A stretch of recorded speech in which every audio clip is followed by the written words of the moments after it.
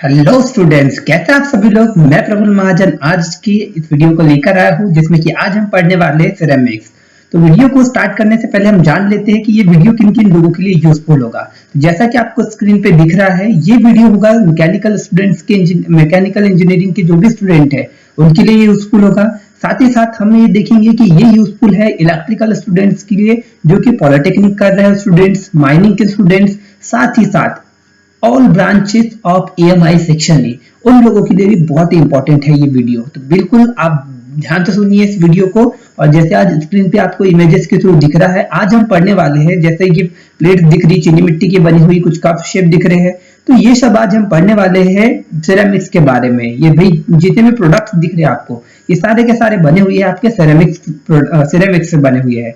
ठीक है, तो वीडियो को स्टार्ट करने से पहले मैं एक छोटी सी बात पर आपको ध्यान देना चाहूंगा। जैसा कि लास्ट में नीचे आपको दिख रहा है, नीचे लिखा हुआ है कुछ 2 पॉइंट लिखे, देखिए, स्टे होम और safe life, be safe, keep distance. तो भाई इन पॉइंट्स को आपको बहुत अच्छे तरीके से इंप्लीमेंट करना है। इसकी हेल्प से आप अपनी ही नहीं औरों की भी लाइफ बहुत अच्छे तरीके से सिक्योर कर सकते हैं। तो चलिए बिना किसी देरी के वीडियो को शुरू करते हैं और आज का टॉपिक स्टार्ट करते हैं। आज के इस टॉपिक में हम पढ़ने वाले हैं सिरेमिक्स के बारे में। सिरेमिक्स को बताने से पहले आज मैं आपको पहले ये बताना चाहूंगा कि मटेरियल्स के क्लासिफिकेशन के बारे में। भाई आपको लग रहा होगा अभी तो मैंने सिरेमिक्स की कुछ डेफिनेशन भी नहीं दिया, उसके बारे में कुछ डिटेल जानकारी भी नहीं दी और सीधे से क्लासिफिकेशन पर आ गया। हाँ, तो ये बिल्कुल सही है और ये बताना मुझे इसलिए जरूरी था कि भाई अगर आप जो मेटल्स के बारे में अगर जानते हैं तो सिरेमिक्स को बहुत अच्छे तरीके से जान पाएंगे। क्यों? क्योंकि इसका ओरिजिन ही मटेरियल से हुआ है। ठीक है, मटेरियल्स जैसे कि आप जानते हैं आपके डेली लाइफ में बहुत अलग अलग तरह के मेटल्स यूज होते हैं। इवन आज आप मोबाइल या फोन या लैपटॉप जिसमें भी आप अपना ये वीडियो देख रहे हैं उसमें भी काफी सारे मेटल्स का यूज हुआ है। और साथ ही साथ उसमें कुछ सिरेमिक्स, पॉलीमर्स, मेटल्स, कंपोजिट, इन सभी का मिक्सअप एक कंबाइंड फॉर्म में यूज हुआ है। तो वही आज हम जानने वाले हैं कि जो सिरेमिक्स है, आज हमारा मेन फोकस जो पॉइंट रहेगा वो सिरेमिक्स के ऊपर रहेगा। ठीक है, तो मेटल्स, पॉलीमर और कंपोनेंट, ये 3 टॉपिक हमने इसके पहले वाले वीडियो में देख चुके हैं। और अगर कुछ छूट भी गया होगा तो प्लीज आप बताइएगा कमेंट बॉक्स में कि क्या आपको समझना है। ठीक है, तो मेटल्स के बारे में वीडियो की प्लेलिस्ट में आपको बिल्कुल मिल जाएगा। मेटल्स की जो भी डिटेल में क्लासिफिकेशन है उसके लिए बहुत ही शानदार वीडियो बनाया है। आप प्लीज चैनल पर जाइए और प्लेलिस्ट में ढूंढिए और उसे समझिए। और फिर इसके बाद आप इसे समझिए सिरेमिक्स के बारे में। तो चलिए सिरेमिक्स की आज बात करते हैं। सिरेमिक्स मटेरियल्स की क्या होते हैं, सिरेमिक्स मटेरियल कितने टाइप्स के होते हैं, और बहुत ही इंटरेस्टिंग टॉपिक है। शायद ही आपको इस तरह का वीडियो और किसी चैनल में और किसी जगह मिले। हाँ, सभी ने बहुत अच्छा प्रयास किया है, लेकिन मैंने इस वीडियो को बनाने में काफी मेहनत की है और हर एक पॉइंट्स को देखा, जहां कुछ पॉइंट छूटा और उनका कॉम्बाइन फॉर्म मैंने इस वीडियो में आपको देने की कोशिश की है, ताकि हर एक स्टूडेंट, चाहे वो हिंदी मीडियम का स्टूडेंट हो या फिर इंग्लिश मीडियम का स्टूडेंट हो, हर किसी को बहुत अच्छी तरीके से समझ में आए। ये मेरा उद्देश्य रहा है इस वीडियो को बनाने का। तो चलिए, हाँ, एक और बात, प्लीज अगर आप वीडियो को देख रहे हैं तो प्लीज वीडियो को लाइक कर दीजिएगा और चैनल को सब्सक्राइब कर दीजिएगा। साथ ही साथ अगर आप शेयर भी करते वीडियो को तो आपके साथ साथ औरों का भी भला होता है। तो अपने साथ साथ किसी और के बारे में भी सोच के देखिए, बहुत दिल को सुकून मिलता है। तो चलिए वीडियो को स्टार्ट करते हैं ज्यादा बिना किसी देरी के। जैसे कि हम आज बात कर रहे हैं सिरेमिक्स मटेरियल्स की, तो सिरेमिक्स मटेरियल को हमने बांटा है 6 कैटेगरी में। पहले हम बात करेंगे आज ग्लासेस की, दूसरा आपकी बात करेंगे क्ले प्रोडक्ट्स की। जितने भी क्ले प्रोडक्ट्स आते हैं वो आपके सारे के सारे सिरेमिक्स मटेरियल के अंतर्गत ही आते हैं। और फिर हम बात करेंगे रिफ्रैक्टरीज की। जो रिफ्रैक्टरीज होते हैं वो भी एक सिरेमिक्स मटेरियल का पार्ट है, साथ ही एब्रेसिव, सीमेंट्स, और लास्ट में हम पढ़ेंगे एडवांस सिरेमिक्स। तो ये सारे के सारे 6 पॉइंट्स आपने जो देखे हैं, ये 6 कैटेगरी में हमने सिरेमिक्स मटेरियल को डिवाइड किया है। एक बार फिर से देख लीजिए, मटेरियल्स को हमने 4 कैटेगरी में डिवाइड किया है। मेटल्स, जैसे कि मैंने इसकी 2 कैटेगरी फिर से आपको बताई है, फेरस, नॉन फेरस। ठीक है, पॉलीमर, सिरेमिक्स और कंपोजिट। तो चलिए आगे बढ़ते हैं।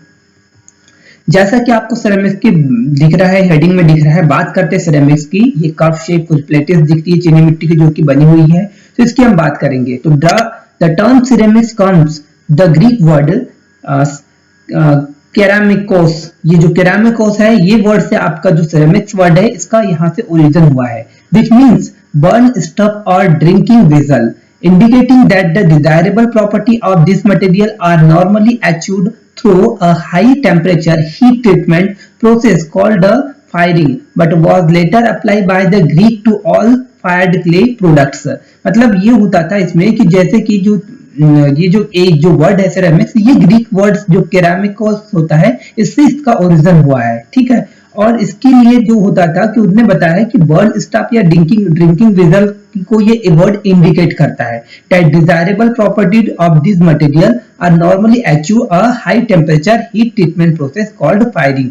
मतलब इसमें वही कहा है, ओवरऑल इसका अगर हम कंक्लूजन निकाले तो भाई वो लोग केरामिकोस मतलब जो ड्रिंकिंग करने के लिए जो वाटर हम यूज करते, मतलब ड्रिंकिंग कर रखने के लिए जो पीने के लिए पानी की जिस वस्तु या जिस प्रोडक्ट में हम रखते थे पीने का पानी, उस प्रोडक्ट को वो केरामिकस कहते थे। या फिर जो आपके वस्तुएं हाई टेम्परेचर को सह सकती हो, है ना, मतलब उसकी क्षमता इतनी हो कि वो हाई टेम्परेचर पर भी अपना अस्तित्व बनाए रख सकती हो, तो उस तरह के जो प्रोडक्ट होंगे तो उसे वो केरामिकस करते थे। लेकिन समय बीतते गया और फिर उसके बाद में जितने भी उसके मतलब मिट्टी से बनाए हुए और साथ ही साथ जिसको हमने की हीट टेम्परेचर दिया, एक तरह से हम बोले लोकल लैंग्वेज में, तो मतलब मिट्टी से बनाने के बाद में उससे भट्टी में पकाया, तो उनसे भी जितने भी प्रोडक्ट्स बनने लगे तो उन्हें फिर ये सभी लोग केरामिकस करने लगे और यही से इस वर्ड का जन्म हुआ है, ठीक है। और फिर अलग अलग प्रोनाउंसिएशन करते करते इसकी कई सेरामिक्स की स्पेलिंग हो गई, कई केरामिकस कहा गया, तो इस तरीके से इस वर्ड का ओरिजिन हुआ है। चलिए आगे बढ़ते हैं। जैसे कि आपको डायग्राम में दिख रहा है सिरेमिक मटेरियल्स क्या होते हैं। जैसे कि आपको यहाँ दिख रहा है कि कोई व्यक्ति है जो मिट्टी के द्वारा एक शेप में घड़े को ढाल रहा है या कोई प्रोडक्ट बना रहा है, तो उसी की बात करते हैं हम कि a ceramic material is an inorganic non metallic often crystalline oxide nitride और कार्बाइड मटेरियल। मतलब बोला है कि ये जो इनऑर्गेनिक है, नॉन मेटेलिक है, ऑफन क्रिस्टलाइट ऑक्साइड, नाइट्राइड और कार्बाइड, ये सारे के सारे मटेरियल्स आपके सिरेमिक्स की कैटेगरी में आते हैं। ये सारे मटेरियल सिरेमिक्स मटेरियल कहलाते हैं, ठीक। आगे अगर हम बात करते हैं, some elements such as carbon और silicon may be considered ceramics. मतलब कहा है कि कुछ मटेरियल्स जैसे कि कुछ एलिमेंट्स की जैसे बात किया है, जैसे कि पीरियोडिक टेबल में हम कार्बन देखते हैं, सिलिकॉन देखते हैं, तो ये जो सब मटेरियल है इन्हें भी हम इन एलिमेंट्स को भी हमने कंसिडर किया है सिरेमिक्स के मटेरियल की कैटेगरी में। थर्ड पॉइंट की अगर हम बात करें, ceramics material are brittle, hard, strong in compression and weak in shearing and tension. मतलब इसमें कहा है कि जो सिरेमिक्स मटेरियल होते हैं वो बहुत ब्रिटल होते हैं, ठीक है। ब्रिटल मतलब ब्रिटल आपने बोला है भंगुरता जिसे हम कहते हैं हिंदी में। हार्ड की बात करें, जो हार्ड होते हैं, स्ट्रॉन्ग होते हैं, साथ ही साथ इन कंप्रेशन मतलब इसे अगर कंप्रेस करने की दो हाथों से अगर हम इसे दबाने की कोशिश करें तो बिल्कुल ये जल्दी से दबेंगे नहीं, क्योंकि काफी ये हार्ड भी होते हैं, स्ट्रॉन्ग होते हैं, ठीक है। लेकिन इसमें एक और बात क्या है, weak in shearing and tension. अगर हम इसे खींचे या फिर इसके ऊपर अगर शेयर फोर्स लगाते हैं तो उस कंडीशन में ये वीक होते हैं, ठीक। चलिए सिरेमिक्स की अगर हम और समझते हैं अच्छी तरीके से, तो दे मे बी क्रिस्टलाइन और पार्शियली क्रिस्टलाइन। मतलब इसमें कहा है कि ये जो प्रोडक्ट होते हैं सिरेमिक्स मटेरियल्स होते हैं, ये क्रिस्टलाइन भी होते हैं और पार्शियली क्रिस्टलाइन होते हैं। मतलब पूरे भी बोल सकते हैं और थोड़े क्रिस्टलाइन भी बोल सकते हैं। अब क्रिस्टलाइन क्या होता है, ये इसके लिए आपको एक मेरा वीडियो देखना पड़ेगा क्रिस्टलाइन के ऊपर। उसमें आपको ये एक तरह की क्रिस्टलाइन जो होती है, ये आप किसी वस्तु को देखिए, उसकी अगर एक सबसे छोटी से छोटी संरचना अगर हम देखें तो वो एक क्रिस्टल के फॉर्म में बना हुआ रहता है। तो वो वस्तु की जो आप बात कर सकते हैं, किसी प्रोडक्ट की बात करते हैं, किसी सॉलिड बॉडी की, तो वो जो होता है वो क्रिस्टल्स के फॉर्म में बने होते हैं। एक तरह का हम समझ सकते हैं कि लकड़ी के बने हुए जालों के अनुसार। और शायद अब आपको कुछ कहीं पढ़ा होगा तो आपको याद भी आ रहा होगा कि बीसीसी, एफसीसी, ये जो क्रिस्टल स्ट्रक्चर संरचनाएं होती है, किसी भी प्रोडक्ट की अलग अलग संरचना होती है। जैसे कि आप घर की भी बात करते हैं तो आप घर जब बनाना स्टार्ट करते हैं तो एक उसके लिए एक मैप तैयार करते हैं, स्ट्रक्चर तैयार करते हैं, जिसके ऊपर की पहले लोहा बांधा जाता है, फिर उसके ऊपर मटेरियल फिल किया जाता है, तब जाकर के आपका एक घर कंप्लीट होता है। तो सिमिलरली हम वैसे ही से समझ सकते हैं कि जो क्रिस्टल स्ट्रक्चर होते हैं, ये हर एक छोटे से छोटी वस्तु के आपके एक स्ट्रक्चर होते हैं, ठीक है। तो वो क्रिस्टल स्ट्रक्चर है। They are form by the action of heat and subsequent cooling. मतलब इसमें बोला है कि ये जो होते हैं इन्हें क्या काम किया जाता है कि भाई इन्हें एक तो हमने बना दिया, जैसे कि इधर एग्जांपल ले लेते हैं अगर हम कि भाई मिट्टी का ये प्रोडक्ट है, हमने इसे एक शेप में ढाल लिया। अब ढालने के बाद में ये इसमें उतनी स्ट्रेंथ नहीं होगी कि ये काफी, जैसे मान लीजिए इसमें हमने पानी भर के रखा तो ये पानी भरा रहे और काफी देर तक के उस पानी को सहन कर सके, या फिर मतलब एज इट इज अपना शेप काफी समय तक बनाए रखे, ये इसमें कैपेसिटी नहीं होती। दूसरी कि अगर हम इसे धूप में रखें या फिर अदर किसी सॉलिड बॉडी से अगर इसे टकराए तो ये भी नहीं इसमें कैपेसिटी होती। तो ये सब उसमें कैपेसिटी डेवलप करने के लिए तो मान लीजिए जैसे हम पानी का एग्जांपल लेते हैं कि भाई घड़ा बनाया हमने, तो भाई घड़े में होता ही है कि आप 24 घंटे या हर टाइम पानी ही रखेंगे, तो भाई उसमें कैपेसिटी होनी चाहिए, तभी वो घड़ा प्रॉपर तरीके से वर्क कर रहा है। तो सिमिलरली वही बताया है कि भाई इसे फॉर्म करने के बाद में हम हीट ट्रीटमेंट देते हैं और सब्सिक्वेंटली उसे कूलिंग करते हैं, मतलब एक प्रॉपर मेथड के थ्रू से धीरे धीरे कूलिंग की जाती है और उसके बाद उसमें वो प्रॉपर्टीज जनरेट होती है जिसके आधार पर वो पानी को भी सहन कर सकता है, मतलब ह्यूमिडिटी को भी सहन कर सकता है, काफी हीट को भी सहन कर सकता है। मतलब अलग अलग एग्जांपल आप इस तरीके से ले सकते हैं। आगे अगर हम बात करें, most ceramics are compound between metallic and non metallic elements for which the interatomic bond are either totally ionic bond or predominantly inorganic but having same covalent characters। इसमें जैसे बात करा है मोस्ट सिरेमिक्स बोला है, जो ज्यादातर सिरेमिक्स होते हैं जो कंपाउंड होते हैं between the metallic and non metallic elements, उनके जो कंपाउंड्स होते हैं जो बोला है वो मेटालिक भी हो सकते हैं नॉन मेटालिक भी हो सकते हैं, ऐसा बोला है। For which the inter atomic bonds are either totally ionic bond और प्रीडोमिनेंटली, इसमें बोला है कि भाई जैसे कि आप देखिए सब में अलग अलग कोई भी जो दो मॉलिक्यूल्स होते हैं, दो पदार्थ होते हैं, जैसे अगर हमने एग्जांपल लिया तो भाई ये आपस में अगर सॉलिड का ही आपने पढ़ा है, जैसे स्टार्टिंग में सॉलिड के स्ट्रक्चर के बारे में अगर आप पढ़ते हैं तो उसमें आपने देखा कि जैसे मान लीजिए ये मॉलिक्यूल है, ये दूसरा मॉलिक्यूल है, भाई आपकी कोई भी, जैसे मान लीजिए ये एक स्क्वायर शेप में कोई बॉडी है ना, ये तो अगर ये बॉडी बनी हुई है तो भी इसके अंदर एक छोटे छोटे मॉलिक्यूल्स हो गए, एटम्स हो गए, ये आपस में एक दूसरे से जुड़े हो गए तो उन्हें आपस में एक दूसरे को खींच के रखते हैं। खींच के रखने से क्या होता है कि इनके वो जो खींच के रखते हैं तो वो खींचना क्या कहलाता है, एक तरह का उनका आपस में फोर्स करते हैं हम उसे, तो वो फोर्स के थ्रू अपने आप को एक दूसरे के से खींच के रखते, तो उन्हीं फोर्स को हमने यहाँ पे कहा है।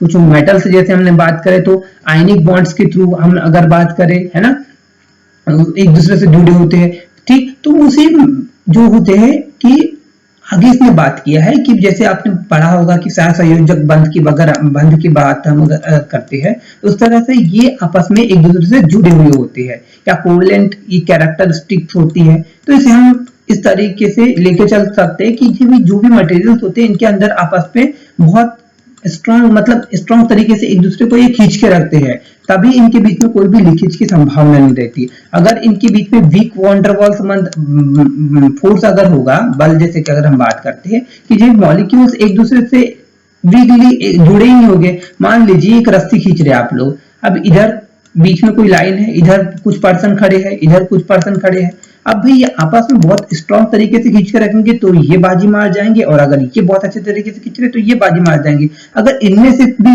एक भी कोई कोताही बरतता है तो होगा क्या कि एक के कारण सारा का सारा गेम इनके इसमें चले जाएगा, इनके पक्ष में चले जाएगा।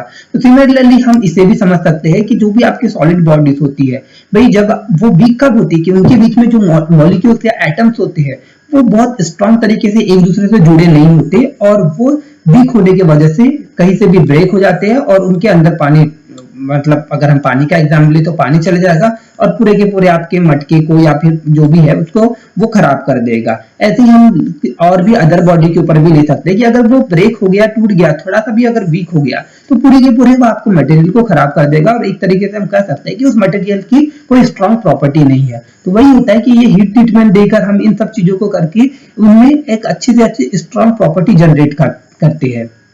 तो आई होप कि आपको इससे समझ में आया होगा कि इस तरीके से जो सिरेमिक्स होते हैं, सिरेमिक्स जो स्टार्टिंग में अगर हम ले तो वो उतने स्ट्रॉन्ग नहीं होते, लेकिन एक प्रोसीजर के थ्रू हम उसे गुजारते हैं तो तब जाकर के उसमें स्ट्रॉन्ग एक अच्छी कैपेसिटी जनरेट होती है। जैसे अगर हम और एक एग्जांपल लेना चाहूंगा, ईंट का एग्जांपल अगर हम लेते हैं, ब्रिक्स का, तो आपने देखा होगा कई ब्रिक्स बनाते हैं कि भाई मिट्टी को मिला करके उसको गीली करके एक सांचे में ढाला जाता है और तब जाकर के वो मिट्टी से आपकी ईंट बनती है। अब भी उस मिट्टी के बने हुई ईंट को हम डायरेक्टली यूज नहीं करते।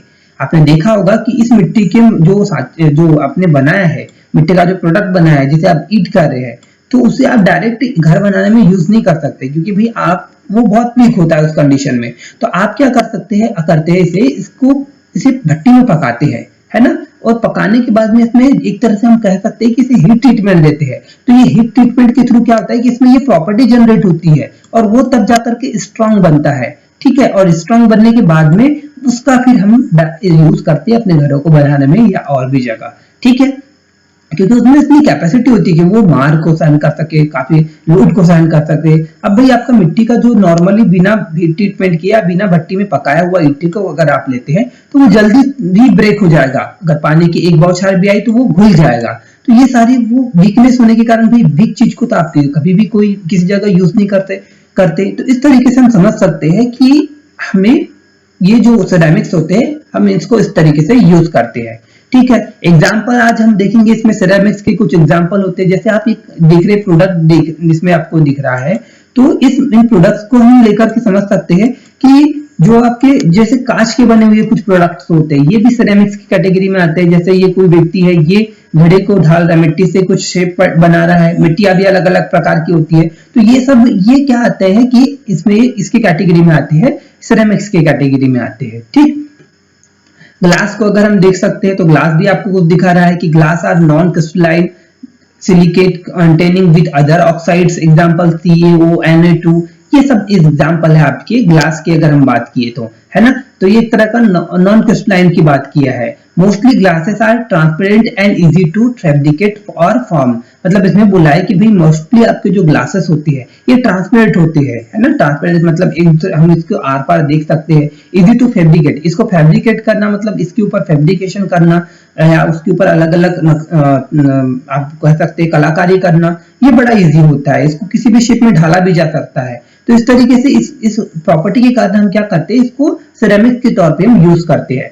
Glass ceramics are glasses which are transformed to crystalline grain, मतलब उसमें वही बोला है कि फिर उसको हम उसकी क्रिस्टलाइन ग्रेन करने के लिए हम उसे जल्दी ट्रांसफॉर्म कर सकते हैं। High strength high thermal conductivity, मतलब इसमें बोला है इसकी स्ट्रेंथ काफी हाई होती है, मतलब ये काफी लोड को सह सकता है, हवा के दबाव को बोलिए या फिर और भी चीजों के दबाव को सह सकता है। थर्मल कंडक्टिविटी भी उसमें जो होती है वो अच्छी होती है ना। अगर हम बात करें तो हाई थर्मल शॉक्स रेजिस्टेंस, मतलब जिसके ऊपर अगर थर्मल कोई भी आपके शॉक्स इसके ऊपर अगर आते हैं तो उसके भी ये सहन कर सकता है। एग्जांपल दिया है, पायरेक्स का एग्जांपल दिया है, जो कि इन सब कैटेगरी में, इन सब प्रॉपर्टी में बहुत अच्छी तरीके से बैठता है, ठीक है।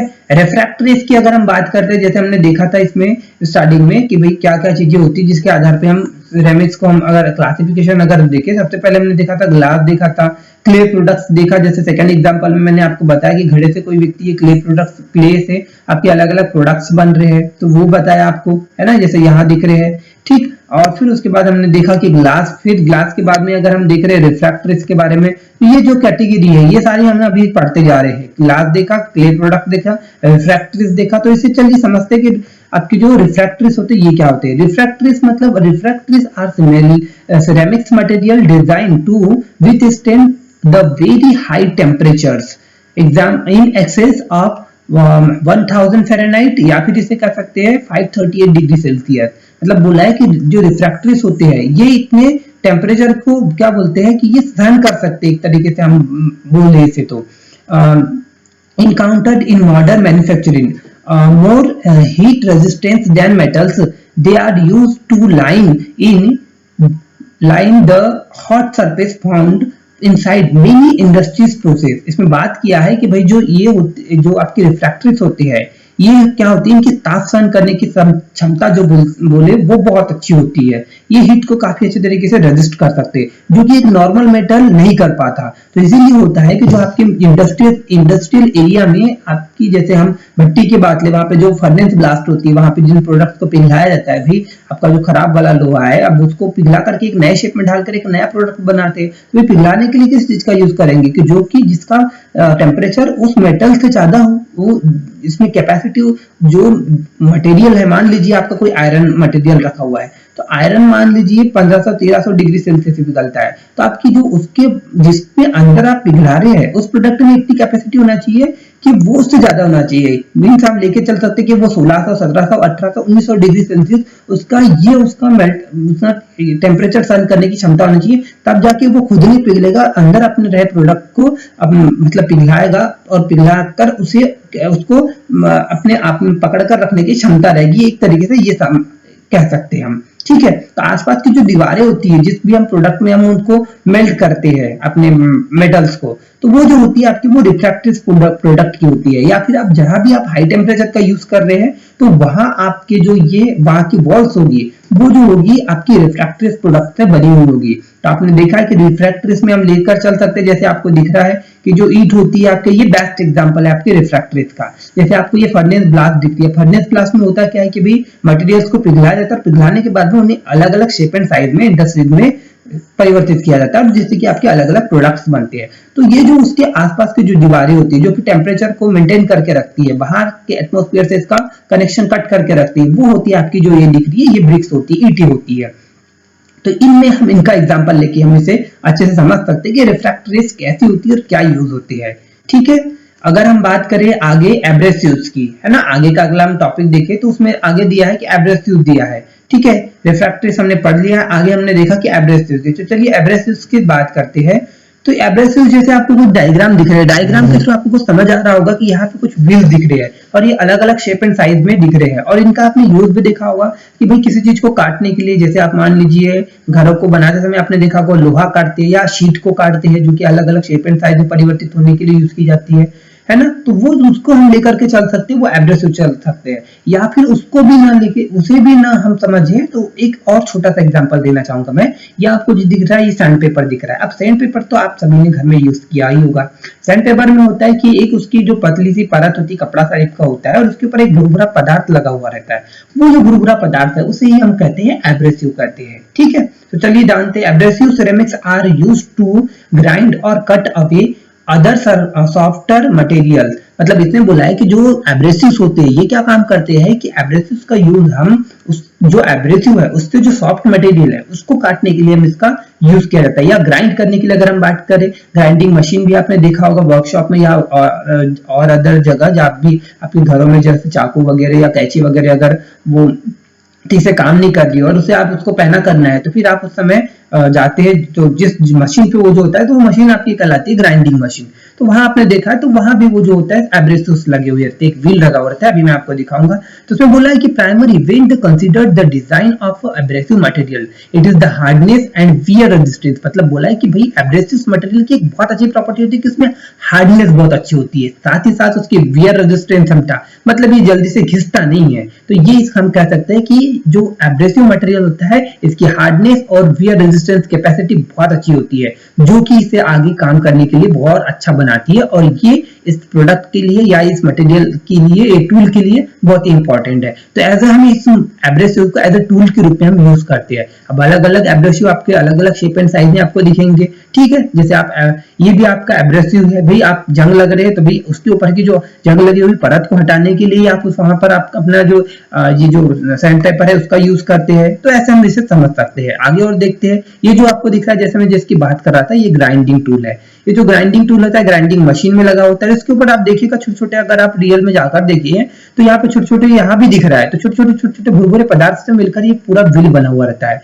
और ये व्हील होता है जब अगली सतह से टकराता है तो वो उसे भी एकदम शार्प करके रख देता है। तो इसमें बोला है दूसरा पॉइंट अगर बात करें तो बोला toughness is also considered as a necessary requirement. मतलब बोला है कि इन प्रॉपर्टी के अलावा, जैसे इसमें बोला था कि इसकी हार्डनेस अच्छी होना चाहिए, साथ ही साथ वियर रेजिस्टेंस कैपेसिटी, जो भी आप एब्रेसिव टूल यूज कर रहे हैं उसकी ये प्रॉपर्टी होना जरूरी है। तो उसी के साथ इसमें जो टफनेस है वो भी बहुत अच्छी होना चाहिए, ये इसकी रिक्वायरमेंट है, ये नेसेसरी है उसमें। So that the abrasive material does not shatter during the grinding. मतलब उसमें बोला है कि जो एब्रेसिव मटेरियल होते हैं ये शैटर नहीं होते जब आप ग्राइंडिंग कर रहे होते उस समय। तो हमने अगर हम बात किया कि यूज की अगर हम बात करें तो जो आपके एब्रेसिव्स होते हैं इसका हम यूज करते हैं ग्राइंडिंग एंड पॉलिशिंग के लिए। ग्राइंडिंग कर रहे हैं कभी और पॉलिशिंग कर रहे हैं तो इन मशीनिंग प्रोसीजर के लिए हम इन जो आपकी ग्राइंडिंग टूल है इनका यूज कर सकते हैं। कटिंग के लिए अगर हम बात करें भी, एक मटेरियल को हम काट रहे हैं तो भी आप ग्राइंडिंग टूल का यूज करते हैं, वहां पे ग्राइंडिंग टूल का या फिर एब्रेसिव जो भी आपके टूल है उसको यूज करते हैं। फॉर ऑयल ड्रिलिंग के लिए भी यूज करते हैं। तो इस तरीके से हम देख सकते हैं कि कहाँ कहाँ आपके एब्रेसिव्स के थ्रू हम टूल बना करके उनका यूज कर सकते हैं। जैसे ग्राइंडिंग की मैं जब से बात कर रहा था, जो आपको इसके पहले भी ये जो टूल दिखा है ये ग्राइंडिंग टूल है। तो ये ग्राइंडिंग मशीन में दोनों ओर लगा हुआ होता है। अब इसके ऊपर होता है कि जैसे ही आप इसे ऑन करते हैं तो ये व्हील घूमना स्टार्ट होते हैं और आप इसके ऊपर जो भी प्रोडक्ट रखिए वो धीरे धीरे धीरे धीरे इसके कॉन्टेक्ट में जैसे ही आता है तो उसकी सतह को वो शार्प करके रख देता है। तो grinding is an abrasive machining process that uses a grinding wheel as the cutting tool. मतलब इसमें वही बोला है कि कटिंग टूल को जब हम उससे ग्राइंड करना होता है, उसकी शेप एंड साइज उसको नाइफ बनाना होता है, जैसे लेथ मशीन के लिए अगर हम कटिंग टूल तैयार कर रहे हैं तो वहां हमें बनाने के लिए इस ग्राइंडिंग मशीन की जरूरत होती है और ये ग्राइंडिंग टूल वहां यूज किया जाता है। A wide variety of the machine are use for the grinding, hand cranked, knife sharping. मतलब इसमें बोला है कि इसमें कहाँ का यूज होता है, वही बोला है कि आपको नाइफ जब शार्प करते हैं तो वो स्टोन के थ्रू करते हैं, तो वो स्टोन जो होता है वो ग्राइंडिंग स्टोन होता है। ठीक है। Handheld power tools such as angle grinders and die grinders, मतलब और भी आपके जो डाई ग्राइंडर्स है वो भी आप अलग अलग तरीके के ग्राइंडर्स यूज करते हैं चीजों को यूज करने के लिए। ठीक है, चलिए आगे बढ़ते हैं। आगे आपको जो दिख रहा है, ये जो डायग्राम दिख रहा है ये है आपकी सीमेंट्स का। तो सीमेंट्स की अगर हम बात करते हैं तो सीमेंट भी आपके सिरेमिक्स के अंतर्गत ही आते हैं। सिरेमिक्स जैसे इसमें लिखा हुआ है सीमेंट्स की, तो used to produce concrete roads, bridges, building, dams. मतलब जो सिरेमिक्स जो अगर हम बात करें सीमेंट आती है जिसमें की, तो वो जो होता है इसका यूज हम करते कहाँ पे, रोड बनाने में करते हैं यूज इसका, साथ ही साथ ब्रिज बनाने में करते हैं, बिल्डिंग्स के और डैम्स के निर्माण में हम इस सीमेंट का यूज करते हैं। तो आपने देखा कि भाई सीमेंट की स्ट्रेंथ भी काफी अच्छी होती है, काफी टेम्परेचर को ये सहन कर सकती है और ये सभी प्रॉपर्टी जो होती है उसमें होने की वजह से ये बहुत अच्छे तरीके से वर्क करती है और हम इससे बड़े बड़े स्तरों में हम इसका यूज कर सकते हैं। ठीक है। सिरेमिक्स मटेरियल की हमने देखा कि जैसे आपने अलग अलग प्रोडक्ट्स बनाते हैं, जैसे चाय की केटली देखा आपने, या और भी सुंदर सुंदर जो बर्तन बनाते हैं आप मिट्टियों से, वो सब आपके बनाए जाते हैं इन सिरेमिक्स के थ्रू ही बनाए जाते हैं। ठीक है। फिर से अगर हम एक बार मटेरियल्स के ट्री को अगर हम समझना चाहे तो यहाँ समझ सकते हैं कि मेटल्स की अगर हम बात करें, जैसे मैंने आपको स्टार्टिंग में बताया था, मेटल्स को हमने बांटा है अलग अलग कैटेगरी में। जैसे फेरस अलॉय में बांटा है ना। स्टील जो होता है, कास्ट आयरन होता है, ये फेरस अलॉय की कैटेगरी में आता है। एल्यूमिनियम अलॉय की अगर हम बात करते हैं तो ये एल्यूमिनियम का होता है। कॉपर अलॉय की अगर हम बात करें तो ब्रॉन्ज जो आता है ये कॉपर अलॉय में आता है। सिरेमिक्स की अगर बात करते हैं तो सिरेमिक्स को जो हमने कैटेगरी में डिवाइड किया है, एक किया है हमने इंजीनियरिंग सिरेमिक्स, ठीक है, और दूसरा किया है ट्रेडिशनल सिरेमिक्स। ये भी हम आज बात करेंगे कि इंजीनियरिंग सिरेमिक्स क्या होता है। जो आजकल यूज किए जा रहे हैं, नए नए प्रोडक्ट्स बनाए जा रहे हैं, वो सारे आपके आ रहे हैं इंजीनियरिंग सिरेमिक्स में। मतलब और भी डेवलप करके हमने जो सिरेमिक्स का और ही बेहतर तरीके से एडवांस यूज किया है वो इंजीनियरिंग सिरेमिक्स के अंतर्गत आ रही है। और ट्रेडिशनल मतलब पुराने तौर पे हम जैसे यूज करते आ रहे थे कि भाई मिट्टी से, मान लो मिट्टी से घड़े बना लिया, ईंट बना लिया, स्टोन से हमने और भी कुछ कर लिया, तो ये जो सिरेमिक्स आते हैं ये ट्रेडिशनल सिरेमिक्स के अंतर्गत आते हैं। पॉलीमर्स की अगर बात करें तो पॉलीमर्स में जैसे आपको थर्मोस्टेट्स दिख रहा है, ठीक है। थर्मोप्लास्टिक की अगर बात करें तो ये सारे आपको थर्मोप्लास्टिक दिख रहे हैं। पॉलीथीन, पॉलीथीन, नाइलॉन, ये जो होता है प्रोपिलीन जो होते हैं, ये सब आपके थर्मोप्लास्टिक के अंतर्गत आते हैं। इलास्टोमर्स की अगर हम बात करें तो ये इलास्टोमर्स के नाइट्रेट जो फाइबर होते हैं, या फिर आपको सिलिकॉन रबर अगर हम बात करें तो ये जो आते हैं ये इलास्टोमर्स की कैटेगरी में आते हैं। कंपोजिट्स की अगर हम बात करें तो जो मेटल मैट्रिक्स कंपोजिट जो आते हैं, जैसे टंगस्टन, कार्बाइड, कोबाल्ट, ये सब जो आते हैं ये मेटल मैट्रिक्स कंपोजिट के अंतर्गत आते हैं। मतलब कंपोजिट मतलब एक से अधिक बहुत सारे मिलाकर के एक अच्छा प्रोडक्ट जो बना है वो कंपोजिट के अंतर्गत आता है। ठीक है। ये पॉलीमर मैट्रिक्स भी आप देख सकते हैं, सिरेमिक मैट्रिक्स कंपोजिट भी देख सकते हैं। तो ऐसे अलग अलग तरीके के आप कंपोजिट के थ्रू जो मटेरियल्स है नए और भी मटेरियल अच्छे जनरेट कर सकते हैं जिनका क्या और बेहतरीन तरीके से यूज हो सके। ठीक है। क्लासिफिकेशन की हमने देखा इसके पहले कि ये सब हमने क्लासिफिकेशन किया था मटेरियल्स का। ठीक है। आज हम बात करेंगे थोड़ा कि भाई जो आपके सिरेमिक्स होते हैं, हाँ सिरेमिक्स कब कहलाएंगे, जब उनमें ये कैटेगरी या ये प्रॉपर्टी उनमें होगी तब हम उसे सिरेमिक्स कहेंगे। या फिर आप जो भी आप सिरेमिक्स यूज कर रहे हैं तो उनके लिए होना, अगर हम देखें तो उनमें ये प्रॉपर्टी होना चाहिए। जैसे हम इसे लिख देते हैं कि यूज, या फिर अगर हम बात करें तो उसकी प्रॉपर्टी, अगर हम बात करें यूज भी बोल सकते हैं, या फिर अगर हम बात करें तो उसकी प्रॉपर्टी अगर हम बोल सकते हैं। तो प्रॉपर्टी के बेसिस पे अगर हम देखें तो ये प्रॉपर्टी होना चाहिए। जैसे पहले यहाँ पे लिखा है हार्ड, मतलब सिरेमिक्स के लिए पहले मोस्ट नेसेसरी है कि वो हार्ड होना चाहिए भाई। तो हार्ड होगा तभी वो आगे काम कर सकेगा अपना। ठीक है, एक तरीके से हम समझ सकते हैं कि सबसे स्ट्रांग मटेरियल के रूप में हम जाने तो इससे सिरेमिक्स को यूज करते हैं, मेटल से भी स्ट्रांग मटेरियल अगर हम बात करें। दूसरा हमने देखा कि वियर रेजिस्टेंस, मतलब इसका घिसाव नहीं होना चाहिए। या अगर भाई जब दो सतह को हम आपस में, दो पदार्थों को आपस में कांटेक्ट में लाते हैं तो वो जब दो सतह आपस में रगड़ती है तो उनमें घिसाव होने लगता है। तो ये जब ये आपस में दोनों कांटेक्ट में आते हैं तो ये कांटेक्ट से में ज्यादा जल्दी से घिसाव नहीं होना चाहिए। तो वही बोला है कि वियर रेजिस्टेंस, मतलब इसकी कैपेसिटी ये वियर को रेजिस्ट करना चाहिए, इसमें घिसाव ये अपने आप को नहीं होने देता, घिसने नहीं देता। आगे बोला है ब्रिटल, बोला है कि ये जो होते हैं आपके जितने भी सिरेमिक्स होते हैं ये ब्रिटल होते हैं। भाई ब्रिटल मतलब भंगुर होते हैं, अगर आप इसको तोड़ेंगे तो छोटे छोटे टुकड़ों में ये टूट जाएंगे। जैसे अगर कांच को भी देखे आपने, या और भी अदर सिरेमिक्स को अगर आप देखते हैं, चीनी मिट्टी का ले लीजिए या जो भी है, इनको अगर आप टूट जाते हैं बाय द वे किसी फॉल्ट से, तो देखिए छोटे छोटे टुकड़ों में टूट जाते हैं। तो वो क्यों होता है? ब्रिटलनेस की प्रॉपर्टी के कारण ही होता है। रिफ्रैक्टरीज, जैसे हमने बात करा कि इनमें ताप सहन करने की क्षमता बहुत अच्छी होती है। थर्मल इंसुलेटर, मतलब थर्मल इंसुलेटर की अगर हम बात करें, जैसे आपने एक एग्जांपल में देना चाहूंगा, जो आपका चाय बनाने की जो चाय की जो केटली होती है या थर्मस अगर हम ले, चाय का जो थर्मस होता है वो क्या होता है, अभी चाय उसमें काफी देर तक की गर्म रहती है। और गर्म क्यों रहती है कि जो थर्मस बना हुआ रहता है ये 2 लेयर से बना हुआ रहता है। ये बाहर की एक लेयर हो गई ये, और ये हो गई अंदर वाली लेयर, और जो बीच का पार्ट दिख रहा है यहाँ होता है एक एयर गैप। और ये इस एयर गैप के होने से कारण यहाँ पे एक बन जाता है एडियाबेटिक, मतलब एडियाबेटिक सिस्टम बन जाता है, जिसमें कि बाहर की जो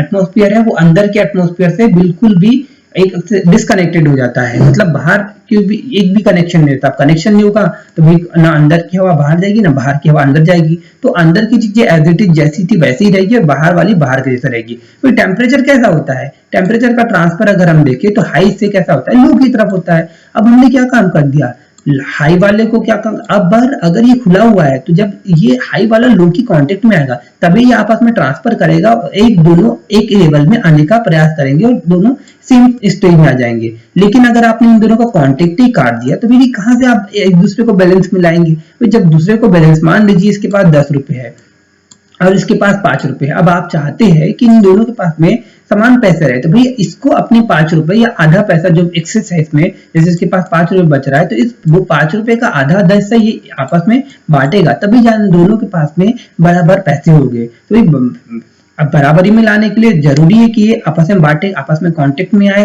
तो ये जो कांटेक्ट है इसे हम बिल्कुल भी क्रॉस कर देते हैं, तो वही होता है इसमें आपने बाधा है थर्मल इंसुलेटर्स के रूप में, कि जो आपके ये जो होते हैं थर्मल इंसुलेटर्स भी होती है। इलेक्ट्रिक इंसुलेटर्स भी बोला है। इलेक्ट्रिक इंसुलेटर मतलब उसमें वो इंसुलेटर की अगर हम बात करें तो इसमें वो आपकी कंडक्टिविटी ही नहीं होगी। फिर बोला है नॉन मैग्नेटिक होते हैं, मतलब मैग्नेटिक प्रॉपर्टी आप सभी लोग समझते हैं।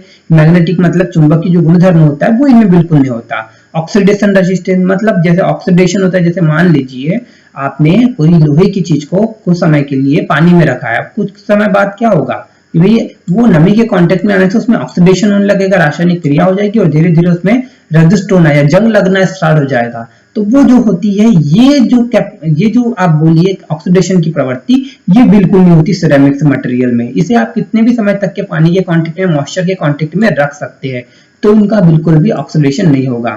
फिर आपको बोला है prone to the thermal shocks, मतलब इसमें बोला है कि जो ये क्या होता है कि ये थर्मल शॉक्स को भी बहुत अच्छे तरीके से सहन कर सकते हैं। केमिकली स्टेबल, मतलब इनका केमिकली जैसे हमने बताया कि ये स्टेबल होती है। जैसे मान लीजिए कई प्रोडक्ट होते हैं, कई मेटल्स होते हैं, वो किसी भी केमिकल के कांटेक्ट में आने से, किसी सॉल्यूशन के कांटेक्ट में आने से जल्दी से ही रिएक्ट कर जाते हैं, और रिएक्ट करने के बाद में वो एक अपना अलग ही प्रभाव देते थे, या तो उनमें क्षरण हो जाएगा या तो उनका कलर चेंज हो जाएगा। ऐसे आपको बहुत सारे चेंजेस उसमें दिखते हुए मतलब दिखाई देंगे। तो अगर हम सिरेमिक्स की बात करें तो वो सब इनमें बिल्कुल नहीं होता, तो ये सब प्रॉपर्टी उनमें हमें जरूरी है अगर हम सिरेमिक्स की बात करें। और भी कुछ बचे पॉइंट पे जिसकी अगर हम बात करें तो हाई मेल्टिंग पॉइंट्स, मतलब जो सिरेमिक्स होता है भाई, जैसे कि मैंने आपको स्टार्टिंग में बताया था, इनका बहुत ही हाई मेल्टिंग पॉइंट होता है, मतलब ये जल्दी पिघलते नहीं है, और इसी प्रॉपर्टी के कारण इसको हम अलग अलग फर्नेस ब्लास्ट में यूज करते हैं। ठीक है, या फिर जहाँ पे आपका बहुत मतलब टेम्परेचर वाला अगर काम हो रहा हो तो वहां पर आप किसी और मेटल का यूज न करते हुए इन सिरेमिक्स का यूज करते हैं। ग्रेट हार्डनेस एंड स्ट्रेंथ, वही हमने बोला है कि इसकी स्ट्रेंथ मतलब क्षमता बहुत अच्छी होती है। हार्डनेस भी बहुत अच्छी होती है इसकी, कंसीडरेबल ड्यूरेबिलिटी, मतलब इसकी हम काफी दिनों तक इसकी ड्यूरेबिलिटी रहती है, मतलब भाई अगर इसमें शर्निंग नहीं होगा, इसकी ये सब प्रॉपर्टी होगी अच्छी, हाई मेल्टिंग पॉइंट होगा, हार्डनेस अच्छी होगी, स्ट्रेंथ अच्छी होगी, तो ऑब्वियसली कि उसकी ड्यूरेबिलिटी उस प्रोडक्ट की बहुत काफी दिनों तक चलेगी। अब भाई कोई प्रोडक्ट खराब कैसे होता है, या तो वो घिस जाता है, या तो किसी टेम्परेचर के कांटेक्ट में आने से जल जाता है, क्या ऐसे अलग अलग प्रभाव या केमिकली रिएक्ट कर जाता है, तब जाके वो प्रोडक्ट खराब होता है। लेकिन अगर हम देखें तो ये सब तो बिल्कुल प्रॉपर्टी इसमें नहीं है सिरेमिक्स में, तो इसी वजह से ये प्रॉपर्टी न होने से न क्षरण होगा, न घिसेगा, न टेम्परेचर के आने से कुछ परिवर्तन होगा, तो इससे ये अप्रभावित रहता है। तो ये अप्रभावित रहने के कारण ही इसकी ड्यूरेबिलिटी, इसकी लाइफ लाइन अगर हम बोले तो ये काफी अच्छी होती है। ठीक है, लो इलेक्ट्रिक एंड थर्मल कंडक्टिविटी, मतलब इसमें थर्मल कंडक्टिविटी बहुत ही कम होती है, तो नहीं भी बोल सकते, नहीं के बराबर होती है, एज इंसुलेटर की तरह, मतलब अचालक होती है। इसमें आप चाहे अगर इलेक्ट्रिक पास कराना चाहे तो बिल्कुल पास नहीं होगी, या फिर गर्म करना चाहे तो गर्म भी नहीं होगी। तो इस तरीके से हम इसे लेकर के चल सकते हैं। ठीक है, केमिकली इंटरनल, अगर इसमें जैसे बोला है केमिकली अगर हम बोले तो इंटरनेस, मतलब ये केमिकली रिएक्ट नहीं करते भी, एक शब्दों में अगर हम कहें तो। ठीक है, अगर हम बोले सेरेमिक्स की अगर हम और अच्छे तरीके से जाने तो जैसे बोला इसमें कुछ दिखाया है आपको सेरेमिक्स के बारे में, हम इसे समझते थोड़ा, देखिए क्या है।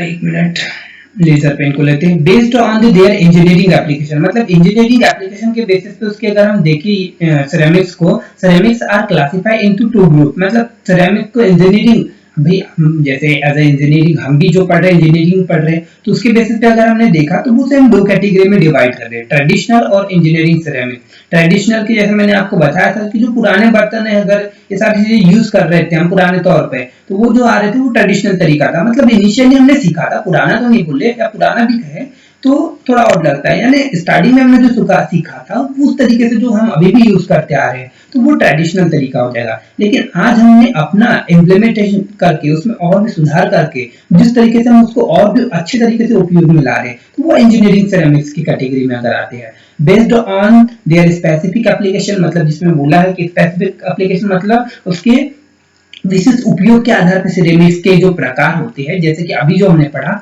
वो विशेष उपयोग के आधार पर उसके अनुप्रयोग थे। ठीक है, स्पेसिफिक एप्लीकेशन थे, जैसे हमने ग्लास देखा, भाई ग्लास का एक अपना स्पेसिफिक एप्लीकेशन होता है। पहले होता था कि आप अपने मतलब बहुत ही पुराने की बात कीजिए कि आप अपने चेहरे को कहीं देख ही नहीं पाते थे, पानी में देखे, या फिर आपके पास वो मिरर वगैरह बिल्कुल नहीं होता था। आज आप देखिए कि घर में अलग अलग तरीके के आप ग्लास यूज करते हैं या बहुत सारे प्रोडक्ट यूज करते हैं। ठीक है, क्ले प्रोडक्ट की अगर हम बात करें कि भाई क्ले से पहले होता था कि मात्र हम घड़ाई बना सकते थे, आज देखिए आप क्ले से आप बहुत शानदार और शानदार बहुत अच्छे अच्छे झूमर अगर आप बात करें या बहुत ही सजावट की शानदार शानदार चीजें आप बना सकते हैं। रिफ्रैक्टर्स की मैंने जैसे आपको समझाया जिसमें की हीट कैपेसिटी बहुत अच्छी होती है। एब्रेसिव की जैसे हमने बात करा है, सीमेंट्स की बात करा है, कार्बन्स की बात करा है, और एडवांस सिरेमिक्स की बात अगर हम करते हैं, तो इस तरीके से आपको यहाँ पे डायग्राम में दिख रहा है कि सिरेमिक्स को हम बहुत सारे फील्ड में यूज कर सकते हैं। ठीक है, ये जो दिख रहा है रिफ्रैक्टर इसमें दिखा है, इलेक्ट्रिकल इक्विपमेंट बनाने में यूज कर सकते हैं। जो और जो बोला है अर्थ न्यू अर्थ जो व्हाइट वॉर्स जो होते हैं, मतलब अगर आप जितने भी आप अपने डेली यूजेस के चाय पीने से रिलेटेड जो भी चीजें अगर आप बना रहे, कप जो भी दिख रहा है आपको, ये जो चीजें है ये है आपके सेरेमिक्स के एप्लीकेशन बनाए हुए प्रोडक्ट। अगर क्ले प्रोडक्ट जैसे स्ट्रक्चरल अगर हम देखें तो ये ईंट हो गई आपकी, या फिर और भी अच्छे अच्छे जो टाइल्स वगैरह जो बनाते हैं वो सब उसके अंतर्गत आ जाते हैं। ग्लासेस की अगर हम बात कर रहे हैं, पॉट बनाते हैं जो, ठीक, और ये सब आपकी, या फिर अगर हम बात करें कि स्ट्रक्चरल से अलग अलग शेप बनाते हैं, या टूल्स की अगर हम बात करें जैसे cutting tool, single point cutting tool भी हम बना रहे हैं, सिरेमिक्स के बनाते हैं। ठीक है, क्योंकि इनके जो सामने का टिप पॉइंट होता है ये इतना बनाया जाता है, ये जो होता है सिरेमिक्स का बनाया जाता है, क्योंकि ये जो आप जिसके ऊपर आप मशीनिंग प्रोसीजर करने वाले हैं ये उससे हार्ड होना चाहिए, तो ये इसलिए सिरेमिक्स का बनाया जाता है। एब्रेसिव जैसे हमने बनाया ग्राइंडिंग के लिए, फ्लोरिंग के लिए, जैसे हमने टाइल्स वगैरह बनाते हैं, बिल्डिंग मटेरियल जो बनाते हैं, ये सारे हम देख सकते हैं कि जो हम सिरेमिक जो spectrum of the ceramics use, मतलब इस तरीके से हम सिरेमिक्स को अपने डेली लाइफ में यूज करते हैं। ठीक, ये जो दिख रहे हैं आपके अलग अलग तरीके के मिलिंग टूल है। ठीक, ये टूल्स का हम यूज करते हैं आपके सिरेमिक्स प्रोडक्ट को, सिरेमिक्स प्रोडक्ट का बनाने के लिए। ठीक है, तो इसी के साथ आज का वीडियो में एंड करते हैं और आगे भी अगला वीडियो आपका आएगा कि जिसमें कि और सिस्टमेटिक तरीके से इसके बारे में, ये तो आज की आपकी इंट्रोडक्टरी क्लास थी, मतलब बेसिक इंट्रोडक्शन था कि भाई हम सिरेमिक्स को नॉर्मल वे में एज अ डेली लाइफ से रिलेटेड कैसे समझ सकते हैं। अब एक प्रॉपर तरीके से चीजों को समझना, एग्जाम पर पर्सपेक्टिव से समझना बहुत जरूरी है। ठीक है, पहले तो हम फेमिलियर होना बहुत जरूरी है किसी भी चीज से, तो वो आज के इस लेक्चर में हम उन चीजों से फेमिलियर हो गए। अब इसको एकदम प्रॉपर वे में लेके चलेंगे कि कहाँ किस तरीके से हम इसे डिवाइड करते हैं, कैसे और पढ़ सकते हैं, कैसे आंसर लिख सकते हैं, कैसे क्या क्या सवाल पूछे जाते हैं। ठीक, तो ये आगे के लेक्चर में देखेंगे। इसी के साथ में मैं वीडियो को एंड करता हूँ। धन्यवाद आप सभी का, और लास्ट में फिर से चैनल को प्लीज लाइक सब्सक्राइब कर दीजिएगा और वीडियो को शेयर कीजिएगा अगर आपको यूजफुल लगे तो। और अगर कोई कमी रह गई हो तो कमेंट बॉक्स में प्लीज लिखिएगा कि क्या कमी रही थी। ठीक है, धन्यवाद आपका।